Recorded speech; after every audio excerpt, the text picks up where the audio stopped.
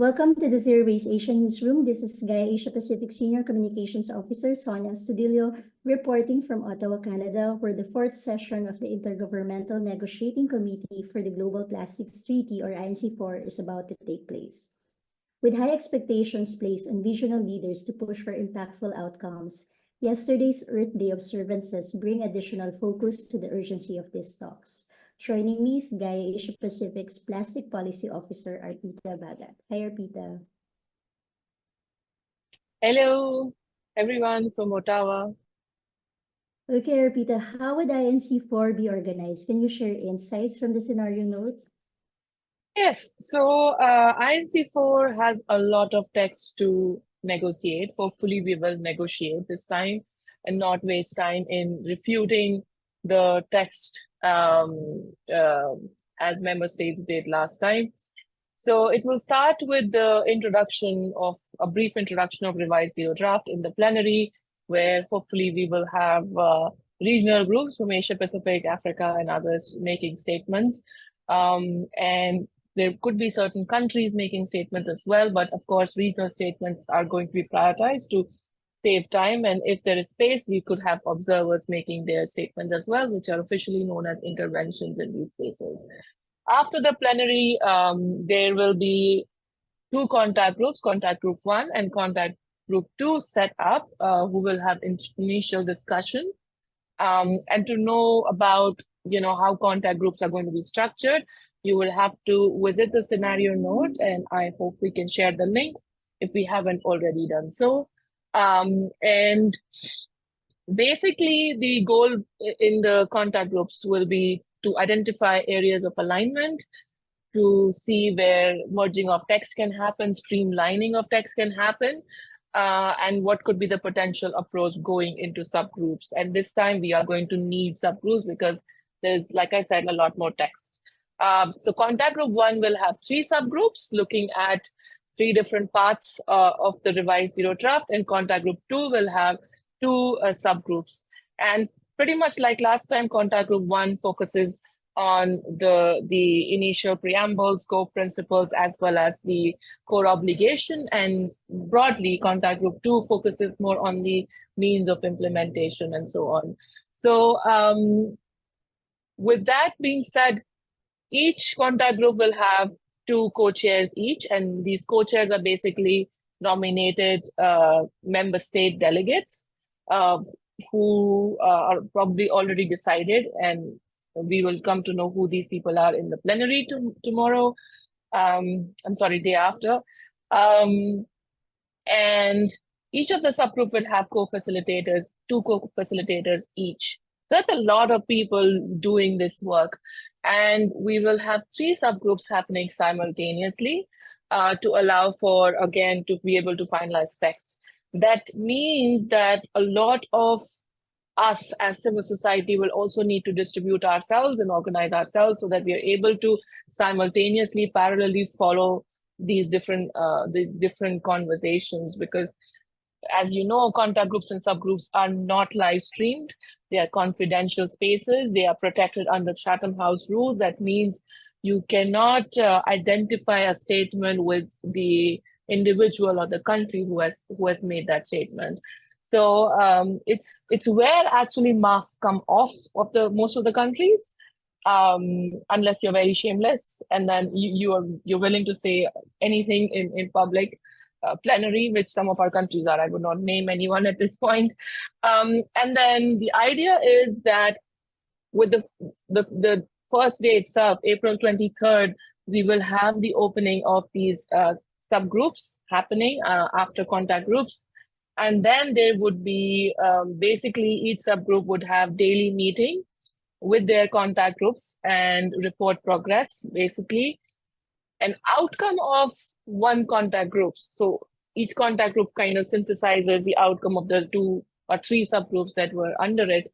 And this outcome, in the form of the outcome report or the outcome text, will then go to what is known as a legal drafting group. And this is important. And we spoke about it a little bit in the email that our network coordinator sent to you last week.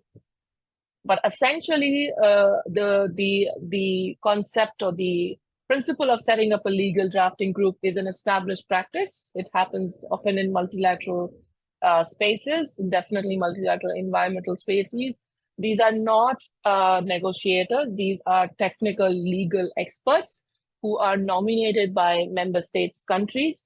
And they're basically, their job is to ensure that the text that is finalized has legal language and legal merit, so that it actually could be at some point be an agreement that is worth that can be ratified, that can be signed, right? And this is very important. And the new chair, Ambassador Valles of Ecuador, has brought this idea in, thankfully, in this INC. And we are hoping that member states would agree to this idea, because I remember he has proposed this idea in all the regional meetings for all the regions that have had meeting before INC-4. And this legal drafting group could basically make sure that whatever draft comes out of this INC, hopefully the first draft or sub-zero draft, we don't know. Hopefully what comes out of this particular meeting has streamlined text, has text that is legally valid, has actually causes narrowing of text. Because the great thing about Ambassador Valles is he is very, very motivated to ensure that this treaty is completed in the 2 meetings, although at this juncture, it does seem like a very difficult task. But we will not know until the end of this INC. Sonia? Okay, so how do CSOs and member states feel about it? I mean, the 5 subgroups, the legal group, and other changes in the scenario note?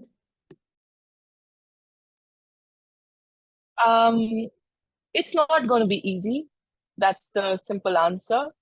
We will have to divide and conquer, unfortunately, using a divide and rule principle that our colonial, colonizers in India used to break us apart. This is something we'll use to kind of strengthen and strategize together. It is going to be challenging, especially for countries who are from the global south, who have limited resources, who have smaller delegates, smaller number of delegates joining in, to kind of parallelly be able to follow all of this, all of these subgroups, and then come back to contact groups and so on. But as civil society, as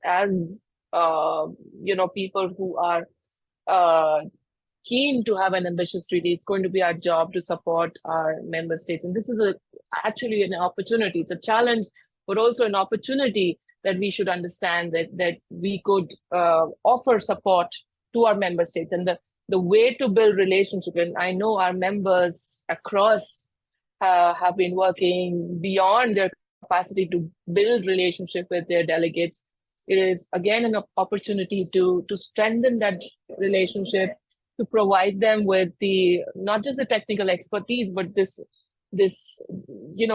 even advice or notes that we gather in this process, so that they are updated and they are able to make sense of this madness, because it is going to be madness. What about engagement with in regional meetings? So will there be opportunities for CSOs to engage in the Asia Pacific region, like last INC? Yes, so the regional consultations were on April 21st. Of course, our region did not allow for civil society participation, but they have indicated an inclination to meet with us. Of course, this meeting is going to be confidential. It's going to be it's similar to how they met with us for an hour or so at last INC, and we were able to present our positions. I think from where we were at INC-1 to where we are at INC-4, we have progressed in forming that relationship. At least we are able to meet with them. If people would remember the AP regional meeting before INC-4 that happened in Bangkok early March this year, we were able to participate. This is the first time we were even allowed entry, although it was for a 3-4 hour duration. So there are, those small incremental changes that we are seeing in the way that Asia Pacific Group is engaging, is opening up to engage with civil society. So, like I keep saying, this treaty process is a marathon. It's not a sprint. We need to celebrate each of these small victories, and it's our members who are to be, applauded for these successes. So the hope is, yes, that we do meet with them, and the hope is also that we keep meeting with them bilaterally and in other informal spaces, because it's actually the informal spaces where real conversations can happen, where we are able to present not just what we want, but also why we want what we want and the pathways to achieve it. For example, we know we want reuse, but what does it look like? We know we want just transition, but what does it look like in terms of real implementation? And hearing it from the voices of frontline and fence line communities, and in this case, especially sort of impacted communities, rights holders, really the waste pickers, the informal recyclers, indigenous communities is important. So that is going to be important. Another thing is that in different spaces, whenever you speak to delegates, they keep saying we need a science-based treaty, we need a treaty, we need to be, it's not just one solution, because they think we are talking about one solution. We need scientific evidence, but the fact is that we have enough scientific evidence to say that plastic production needs to be controlled, that chemicals are toxins for our bodies, and the fact that, that waste pickers support phasing out of, the plastics, and especially hazardous polymers and chemicals, and implementing reuse. So all of this evidence is with us. I think we just need to ensure that we are speaking in a unified tone. We are showing up as a concerted, effort, as a concerted, organized group, and hopefully we'll keep having these conversations. I think that's the only way forward. It seems like even though we don't have access to the ASEAN regional the Asia Pacific regional meetings, some of our members have direct access to their delegates. And a few days ago, the CSO sent a letter to the ASEAN. Can you tell us more about this letter? Yes, that was, quite unexpected, just working together and kind of developing a letter of demand to the ASEAN leadership, the ASEAN Secretariat. And it's literally, the Southeast Asia region is one of the most impacted, especially by waste colonialism. When you look at Malaysia, Indonesia, and many other countries, the Southeast Asian countries are often also blamed as the biggest ocean plastic polluters. And we've been fighting that stupid narrative, right? We know that, unfortunately, Southeast Asia is also where most of the investment for incineration, chemical recycling, and all of those fall solutions is coming in. There's setting up of, plastic credits and offsetting companies and schemes. So it's really, really, really, for us, a very important region. And it's also a region which has had kind of a mixed ambition so far from what we observed from, the Pacific small island states, who are at the high end of ambition, given that they are most impacted, given that they represent a lot of the indigenous peoples who participate here, to sort of big countries like India, China, and Japan, who are big on petrochemicals, who obviously feel vested interest in not wanting a treaty this strong. And of course, West Asia is part of one. So we see a lot of opportunity in Southeast Asian region. We also see a lot of solutions through the reuse pilots that our members are leading, from Indonesia, Philippines to many other countries, right? So I think with this realization and with the opportunity that there is a regional group of countries, coalition of countries who develop a lot of like regulations together, right? How do we kind of appeal to their conscience, especially through the perspective of the health impacts to their people, is something that we try to do with the ASEAN letter. And we are very glad that it has been picked up by a lot of Southeast Asian media houses, thanks to all of our members and thanks to you as well. And we really talked about both sides of the problem. We talked about solutions across the life cycle of plastics. And yes, life cycle of plastic does start with the extraction of oil. It does not start with design or polymerization and anything else that we hear countries say. We know this for a fact. It is in the resolution 5/14, and we need to keep reminding ourselves and our member states. And our zero waste hierarchy, when we go back to it, it starts with reduction. It does not start with redesign or recycling. It starts with reduction. So it's all in there, and it's pretty strong. And we are hoping that at some point we have some kind of feedback. The letter was also delivered by hand to the headquarters in Jakarta. And we also send this letter to the different ASEAN offices, as well as the different ASEAN leaders who are nodal points to the INCs. Just before INC-4, one very important report and one briefer came out from Greenpeace and GAIA. So the Greenpeace report talks about how people, especially those in the global south, are supporting plastic reduction, contrary to claims by multinational that single-use plastics or sachets cater to the needs of the people in the global south. So is the report saying that there are no more excuses for continuous plastic production? Yeah, absolutely. So it's called the People versus Planet a report, which is a result of a public survey that was done by Greenpeace in February of this month with 19,000 respondents globally. In Asia Pacific, they covered countries including Thailand, Malaysia, Indonesia, Philippines, India, Japan, China, South Korea, and UAE. And we see that, at least just to give you like the highlights, is that Filipinos actually showed the highest level of support for phasing out, for reducing plastic production at 93%. That is more than, that's almost 9 people out of 10, actually more than 9 people out of 10.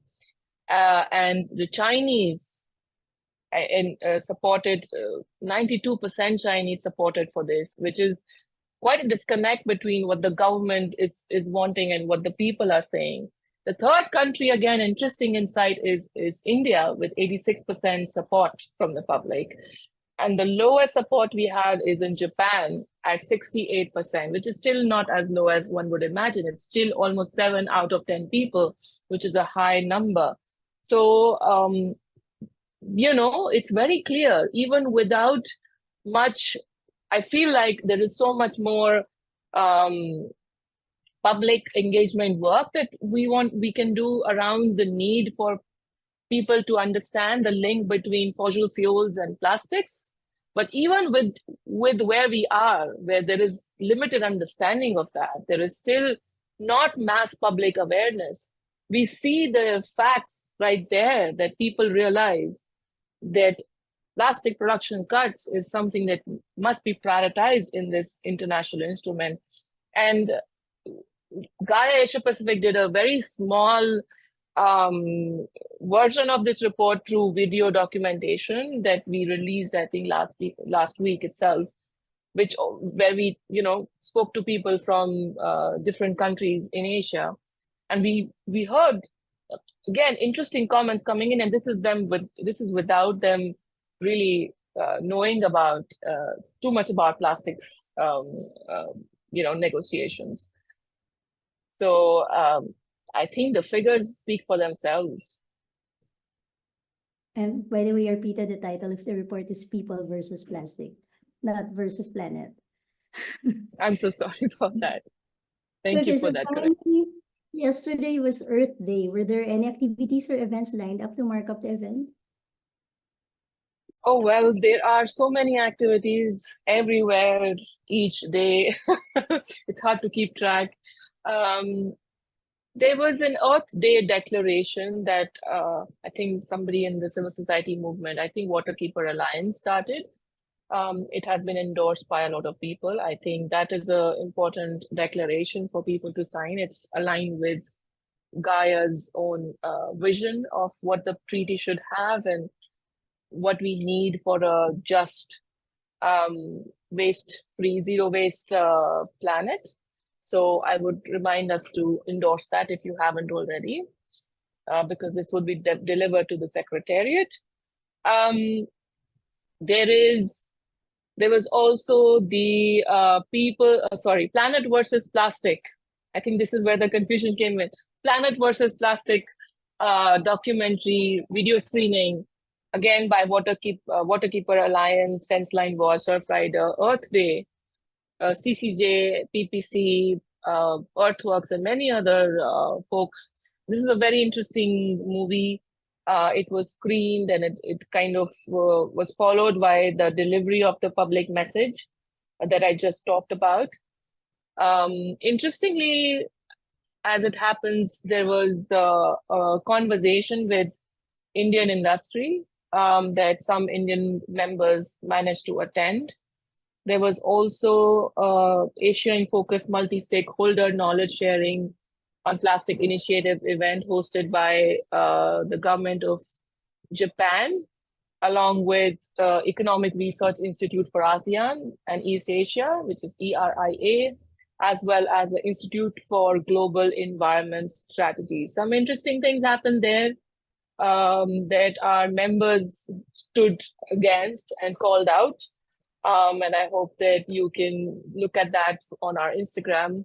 So we had Environmental Justice Foundations, ARM, we had PUI from Malaysia, Ban Toxics, who made some interventions, challenged their certain false narratives participating. And lastly, we also had multi-party governance to end plastic pollution, China's practice sharing initiative. It was a panel with the Chinese government officials organized by our member Shenzhen Zero Waste, along with Climate Change and Energy Transition Program of the Institute of Energy at Peking University and Plastic Free China. Very exciting, interesting event where Neil Tangvi from GAIA, our science and policy director, also made a presentation and called for the solutions. We also had a film screening, another film screening. And yeah, I feel like there are many events that I'm missing. There is also the Plastic Action Zone, which is set up by the government of Canada on the sidelines of INC-4, which has many, many events lined up throughout the upcoming week. There are 3 official events, side events of UNEP. Thankfully, this time it's only 3, it's not like a million. There is a Waste Pickers event, International Alliance of Waste Pickers event happening tomorrow. And I believe there was an Indigenous peoples event also that happened yesterday. So a lot of things happening, but we need to remember that our priority needs to be on negotiations, because that's where the real stuff, real work is happening. And of course, all of these spaces that the rights holders are taking, we need to be there to support them, because they are really the ones who are fighting for, having those spaces to present how they have been impacted for so long. And also they are the ones who have the solutions. So with that, I'm going to end today, but happy to have any questions from our members, from anyone watching this. Thank you, Arpita, for keeping us informed on the Global Plastics Treaty. So join us again tomorrow as we continue our live coverage of the first day of the INC-4. Stay updated by following Zero Waste Asia on Instagram and YouTube and GAIA Asia Pacific on Facebook and LinkedIn. By the way, the first day, it will be a few hours from now. Thank you so much and have a great day.